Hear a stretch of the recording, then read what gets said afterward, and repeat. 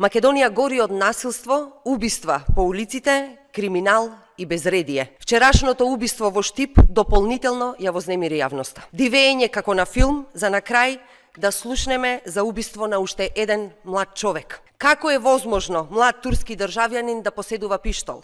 Чие е возилото со кое бегал и пукал дури на патарина? Тошковски не само што нема капацитет да се справи со криминалот и да ја гарантира безбедноста на граѓаните, туку и дозволува негово слободно ширење на улиците, па дури во полициски станици. За 10 месеци Македонија се претвори буквално во див запад. Серија убиства се случија само во Скопје.